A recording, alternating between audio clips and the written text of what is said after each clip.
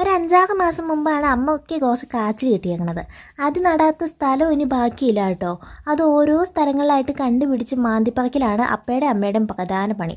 ഇന്ന് തൂമ്പയും കമ്പിപ്പാരയും എടുത്ത് കഴിഞ്ഞിട്ട് നീലക്കാച്ചിലാണെന്നും പറഞ്ഞിട്ടാണ് കേട്ടോ പോയി പറിക്കണത്. അതിനകത്ത് എന്തൊക്കെയോ കാച്ചിലൊക്കെ ഉണ്ട്.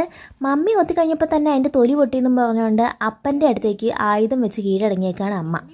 ഇനിയിപ്പോൾ അപ്പയാണ് പറിക്കാൻ പോണത്. അമ്മ എല്ലാത്തിനും നേതൃത്വം കൊടുക്കും. ഈ മാനേജർ പണി ഉണ്ടല്ലോ, അത് തന്നെ. അങ്ങനെ ചെയ്യേ ഇങ്ങനെ ചെയ്യേ, അവിടെ കിളക്കി ഇവിടെ കിളക്കിയെന്ന് പറഞ്ഞുകൊണ്ട് അമ്മ പുറകെ തന്നെ കൂടിയിട്ടുണ്ടേ. ഈ കിഴങ്ങുകളൊന്നും ഒത്തിരി വലുതായിട്ടില്ല എന്ന് നമുക്കറിയാം. എന്നാലും അടുത്തൊരു കൃഷിക്ക് വേണ്ടിയിട്ട് അമ്മ എടുത്തു വെക്കാനായിട്ടാണ് ഇതൊക്കെ പറിക്കണത്. അവിടെ തന്നെ ഇട്ട് കഴിഞ്ഞിട്ടുണ്ടെങ്കിൽ കിഴങ്ങ് ചീഞ്ഞു പോവോ അല്ലെങ്കിൽ എന്തെങ്കിലുമൊക്കെ പറ്റി പോയിട്ടുണ്ടെങ്കിലോ എന്നുള്ളൊരു പേടി.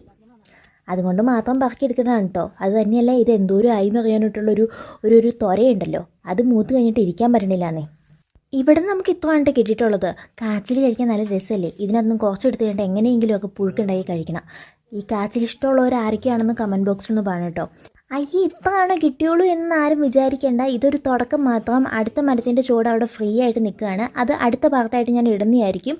അപ്പോൾ വീഡിയോ ഇഷ്ടപ്പെട്ടാൽ ലൈക്ക് ചെയ്യാനും കമൻറ്റ് ചെയ്യാനും മറക്കണ്ട. അപ്പോൾ ശരി, ബൈ.